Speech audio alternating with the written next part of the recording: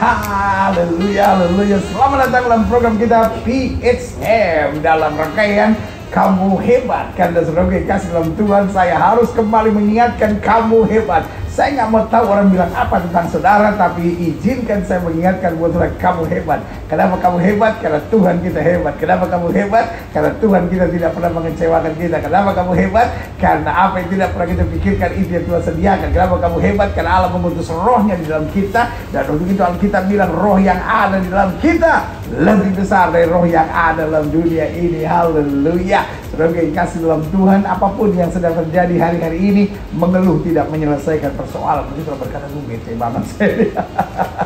Saudara yang kasih dalam Tuhan, mengeluh tidak menyelesaikan persoalan, lalu menyalahkan semua orang. Ini gara-gara mama dan papa saya bercerai, ini gara-gara papa saya kurang bijaksana, ini gara-gara papa saya kasar, ini gara-gara mama saya egois kepala batu, ini gara-gara cicit saya cerewet gitu ya kan, ini gara-gara orang di sekitar saya, ini gara-gara mertua saya pendeta, mertua saya ikut campur di mana-mana, dia mau ikut campur di mana-mana, udah kayak mecin aja dia.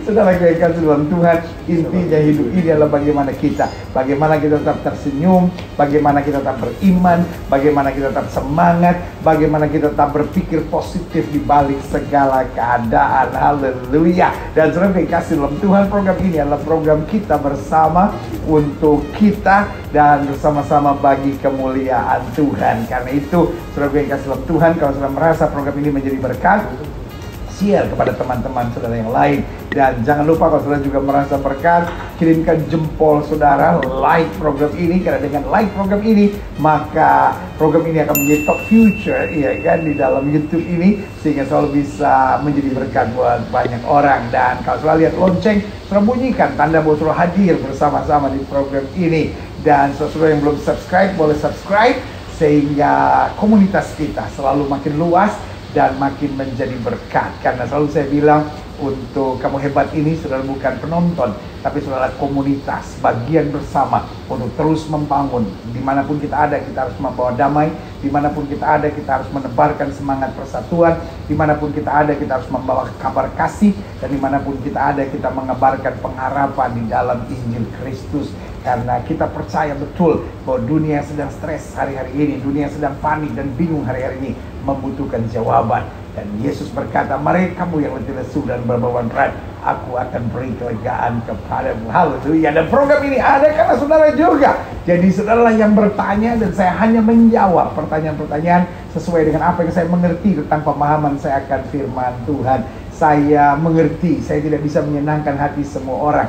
Pasti ada orang-orang yang marah, ada orang yang tersinggung, ada orang yang kecewa dengan saya. Tapi saudara yang kasih dalam Tuhan, tetap saya akan mengabarkan kebenaran untuk mengarahkan setiap saudara dalam terang Tuhan. Buat saya berbeda itu biasa. Buat saya perbedaan itu indah. Buat saya perbedaan adalah saat kita saling melengkapi, saling mendewasakan dalam terang anugerah kasih karunia Tuhan. Dalam perbedaan tidak seharusnya saling menyerang, saling menjatuhkan, saling menyesat-nyesatkan. Tapi biarlah dalam perbedaan kita dewasa menghadapinya, sehingga kita menjadi bagian dari tubuh Kristus yang makin kuat. Tuhan tidak ajar kita untuk menjadi sama, tapi Tuhan mengajar kita untuk menjadi satu sebagai sesama tubuh Kristus. Haleluya. Nah, hari ini pertanyaan yang masuk dan telah dipilih oleh rekan-rekan saya dalam tim Kamu Hebat ini, yaitu fatherless generation. Nah, memang saya perhatikan bahwa dunia di mana kita hidup, khususnya dunia modern ini, sedang membangun yang disebut fatherless generation. Sehingga anak-anaknya nggak punya prinsip, anak-anaknya gampang jatuh dalam perzinahan, anak-anaknya nggak teratur, anak-anaknya suka mencari-cari perhatian, ya kan, yang biasa disebut sebagai generasi caper, saudara ya kan. Nah, hari ini kita akan belajar bersama tentang fatherless generation. Nah, buka Alkitab kita sama-sama, dan saya menyebutnya sebagai kita harus berdamai dengan kepahitan atau broken home, saudara ya kan. Karena saudara yang kasih dalam Tuhan, kenapa orang menjadi fatherless generation? Bukan karena mama dan papanya bercerai, karena ada banyak orang yang mama dan papanya bercerai, tapi dia tetap menjadi orang-orang yang punya prinsip, orang-orang yang punya nilai, orang-orang yang melakukan hal-hal yang baik. Tapi saudara yang kasih dalam Tuhan, ketika seorang tidak punya prinsip, ketika seorang tidak punya cara yang tepat untuk menghadapi broken home atau kepahitan, bahkan walaupun mama dan papanya tidak bercerai sekalipun, dia tetap menjadi fatherless generation. Dia tidak bisa merasakan father. Dia tidak bisa merasakan kasih, arahan, hikmat, tuntunan seorang bapa. Nah, hari ini itulah pembahasan kita tentang fatherless generation, bagaimana berdamai dengan kepahitan, bagaimana berdamai dengan broken home, bagaimana berdamai dengan diri sendiri. Maleakhi pasal 4 ayat 5 sampai 6 dikatakan begini, sesungguhnya aku akan mengutus Nabi Elia kepadamu menjelang datangnya hari Tuhan yang besar dan dahsyat itu. Maka ia akan membuat hati bapak-bapak berbalik pada anak-anaknya dan hati anak-anak kepada bapak-bapaknya, supaya jangan aku datang memukul bumi sehingga musnah. Jadi saudara yang kasih dalam Tuhan, kita hidup pada satu generasi di mana bapak nggak diperhitungkan. Banyak orang bilang sorga di bawah telapak kaki ibu, artinya ibu harus dihormati. Betul.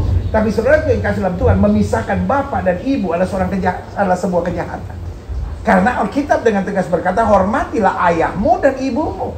Iya kan? Jadi nggak bisa, hormati ayahmu terlebih lagi ibumu, hormati ibumu terlebih lagi ayahmu. Ini dua kesatuan yang tidak dapat dipisahkan, saudara-saudara. Karena ibu punya peran kasih, tetapi ayah punya peran nilai. Jadi ibu-ibu memberikan kasih kepada anak-anaknya, memberikan tuntunan kepada anak-anaknya. Tapi ayah memberikan nilai, menanamkan kedisiplinan, menanamkan keberanian dalam kehidupan anak-anaknya. Jadi keduanya tidak bisa dipisahkan. Ini sama seperti sebuah mobil.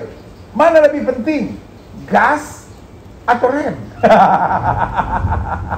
Tanpa gas mobil gak maju-maju, tapi tanpa rem, waduh, bisa hancur, tabrakan, saudara. Jadi karena itu kita tidak pernah bisa memisahkan. Nah, Alkitab berkata akan ada masanya bahwa hati bapak-bapak tidak lagi tertuju pada anak-anaknya, hati anak-anak tidak tertuju pada bapaknya. Tapi di akhir zaman akan ada sebuah kegerakan besar. Tuhan akan membuat hati anak-anak berbalik pada bapaknya, hati bapak-bapak berbalik pada anaknya. Sebab kalau tidak, artinya apa? Akan ada kemusnahan.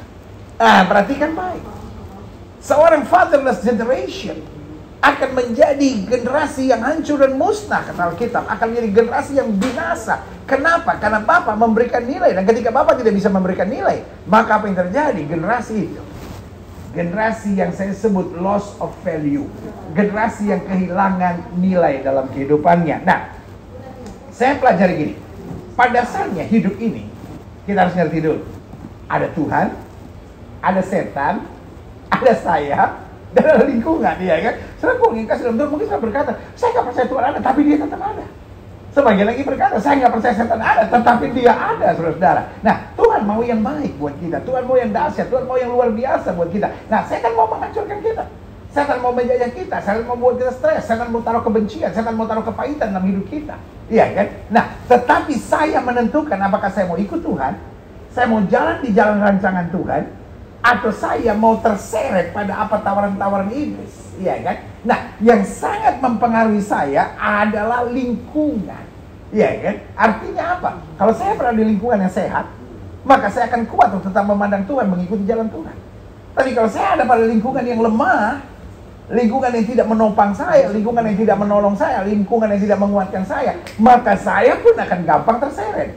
Saya pun akan gampang terbawa. Makanya Paulus bilang, setiap kali aku ingin buat yang baik, yang jahat ya aku perbuat.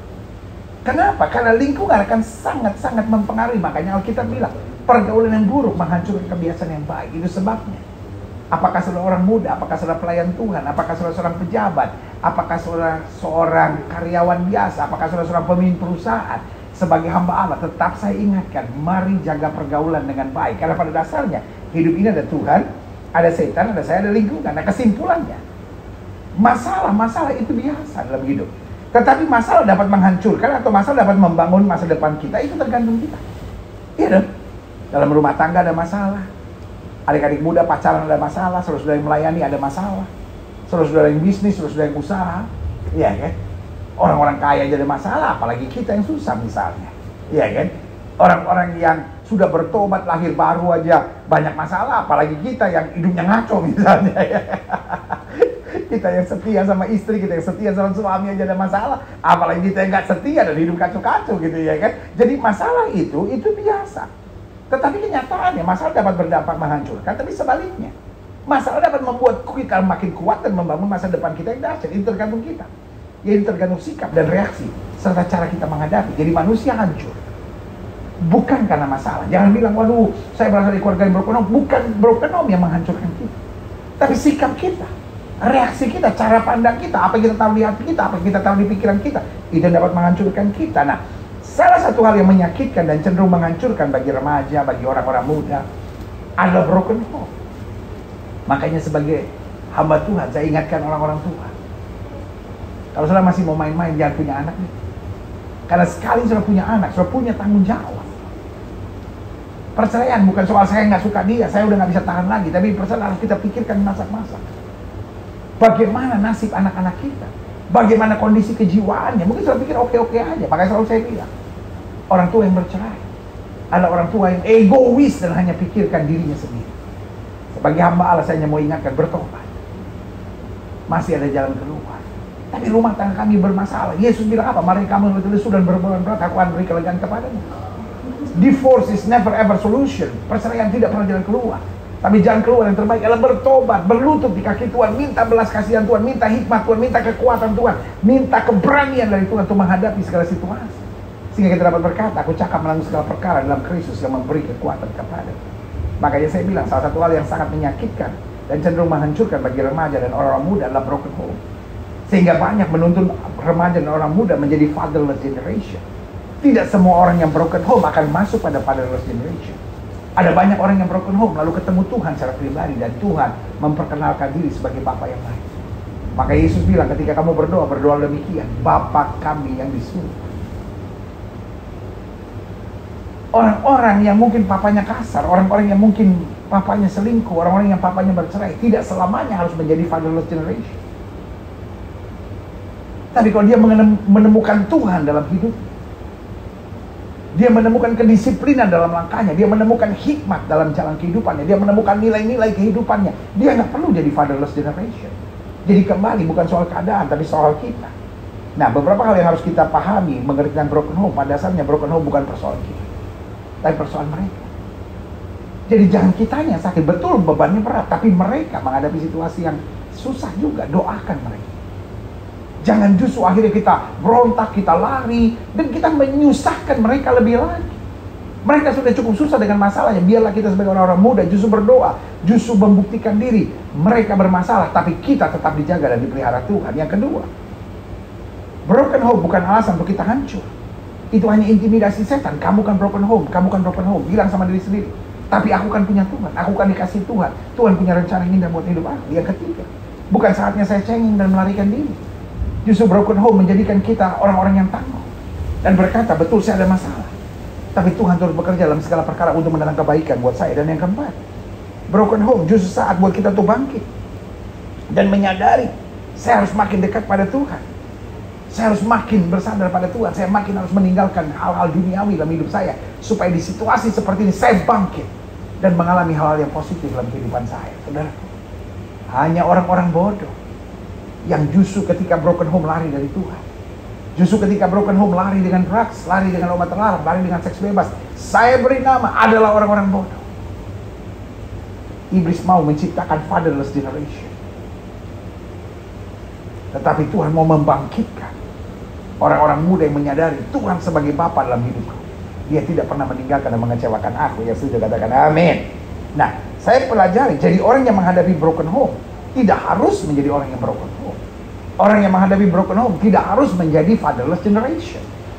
Karena tetap ada tuntunan Tuhan, kasih Tuhan, pemeliharaan Tuhan. Nah, adapun akibat dan pelarian diri serta pelampiasan orang-orang broken home dan fatherless, misalnya menjadi orang minder dan tertutup. Kalau kita udah mulai minder dan tertutup, kita mulai ingat, kenapa saya mesti hidup begini? Saya akan punya Tuhan yang baik. Dia Bapa yang bertanggung jawab. Yang kedua, akan menjadi orang terluka dan cenderung stabil, cenderung tidak stabil dalam mood dan emosional. Gampang marah, gampang goyang moodnya gitu. Lalu tidak mengerti arti menghargai, sehingga selalu merasa kurang, cenderung suka mengeluh, suka senang membanding-bandingkan. Kenapa? Karena nggak bisa menghargai, nggak ada syukur. Selalu yang dilihat, wah ini begini, selalu yang dilihat kurang. Jadi kalau kita lihat sesuatu dan selalu kita lihat kekurangan, kita lihat sesuatu, kita lihat kelemahan, saudara yang kasih dalam Tuhan, ada nggak beres dalam diri saudara. Saudara sebetulnya adalah fatherless generation, even though you have a father. Tapi kalau saudara lihat segala satu kurang, itu ada sakit dalam jiwa saudara. Dan itu yang saya beri nama fatherless generation. Selanjutnya, ada yang ketidakstabilan dalam seks, sehingga terdapat gangguan hormonal yang membuat mereka mencari kebahagiaan semu yang dapat memicu kepuasan dan kesenangan. Karena ada tidak beresan dalam seksnya ini, ya kan? Sehingga serotoninnya nggak bisa naik dan dopaminnya rendah, sehingga akhirnya dia cari dengan pelarian-pelarian seksual, dia cari dengan pelarian-pelarian pornografi, dan ini yang akhirnya memicu tindakan-tindakan seks bebas. Dan akhirnya kemudian orang-orang yang fatherless generation ini terbelenggu dengan seks bebas, drugs, alkohol, serta gonta-ganti pasangan. Kenapa? Karena dia mau angkat kebahagiaannya dengan cara-cara duniawi yang kemudian justru adalah jebakan iblis untuk dapat menghancurkan dia. Saya mengasihi saudara, dan saya ingatkan, kita punya Bapa di sorga yang bertanggung jawab. Mungkin kita berkata, tapi Bapa saya nggak kelihatan. Betul, tetapi kasihnya kita rasakan, kekuatannya kita rasakan, pengajarannya, kehangatan untuk menuntun kita pada nilai-nilai kehidupannya sungguh sangat luar biasa. Makanya Alkitab bilang, carilah Tuhan selagi ia dapat berkenan ditemu. Nah, pertanyaan, bagaimana keluar dan berdamai dengan kepahitan broken home? Saya berikan ada 4 langkah sederhana. Yang pertama, sadari broken home bukan berarti dunia berakhir. Jadi saudara menghadapi broken home, sadari broken home bukan berarti dunia berakhir. Ini hanya sebuah badai yang sedang terjadi, tetapi di balik badai ini pasti ada pertolongan Tuhan. Karena Tuhan tidak pernah beri batu untuk anak-anak yang minta roti. Pasti Tuhan siap memberikan yang terbaik buat anak-anaknya. Dan yang kedua, tolak intimidasi setan di pikiran dan mengimani janji Tuhan dalam firman-Nya. Karena setan selalu berkata, wah hidup kamu rusak, masa muda kamu hancur, kamu adalah orang yang sial, kamu adalah orang-orang yang menderita. Bilang tidak, Tuhan beserta saya, Tuhan bela saya, Tuhan kuatkan saya, Tuhan mampukan saya menghadapi segala perkara. Karena saudara kasih dalam Tuhan bersama Yesus kita cakap menanggung segala perkara. Lalu yang ketiga, mendekatlah pada Tuhan, kenali Tuhan sebagai Bapa kita. Kalau Bapa di dunia kita tidak bisa rasakan kasih, Bapa di surga tidak pernah mengecewakan kita. Makanya Daud bilang, dulu aku muda, sekarang aku menjadi tua, tidak pernah aku lihat anak cucu orang benar meminta-minta roti. Makanya Daud bilang, sekalipun ayahku dan ibuku meninggalkan aku, berarti dia bagian dari keluarga yang berkonom. Dia bilang, Tuhan menyambut aku. Makanya dengan bangga dia berkata, Tuhan adalah gembalaku, takkan kekurangan aku. Dia membaringkan aku kepada rumput yang hijau, matahari yang tenang oleh karena namanya. Gadamu dan tongkatmu menjadi penghiburan buat aku. Melewati lembah kekelaman, aku tidak takut bahaya. Itu yang saya bilang. Daud broken home, tapi dia bukan fatherless generation. Dia dikuatkan, dia dipulihkan. Ini saatnya teman-temanku, sahabat-sahabatku, ada adik muda, ayo bang, dan bilang, aku tolak fatherless generation. Aku mau jadi pribadi-pribadi yang tangguh kuat dalam kasih karunia Tuhan yang luar biasa. Dan yang keempat, renungkanlah dan yakinlah kalian berharga, sehingga kalian dapat membangun hidup yang menghargai diri sendiri dan menghargai orang lain. Jadi kita berharga bukan karena apa yang kita punya. Kita berharga bukan karena kita nggak punya masalah. Kita berharga karena kita bisa menghargai diri sendiri, menghargai apa yang terjadi dalam hidup kita, dan menghargai orang lain. Karena itu belajar bersyukur lebih dulu, belajar positif lebih dulu, belajar mengaku bahwa saya hanya mengandalkan Tuhan. Paulus berkata, aku ada sebagaimana aku ada, semata-matanya karena anugerah. I know you face trouble. Saya mengerti sudah menghadapi masalah. Tapi jujurlah, setiap orang juga menghadapi masalah. Masalah jangan menghancurkan kita, tapi masalah harus membangun. Adik-adik muda yang merupakan bagian dari fatherless generation, saya hanya mau tawarkan buat saudara, ada Tuhan Yesus sebagai Bapa yang bertanggung jawab. Dia akan menguatkan saudara, membimbing saudara, berkata, mari kamu yang letih-letih dan berbontak, aku akan beri tergantung kepada. Bangkit, bersemangat, hidup kalian berharga. Kamu saudara, doa saya menyertai saudara sampai minggu depan di hari Senin dalam program CSS selanjutnya. Kamu hebat, kalian.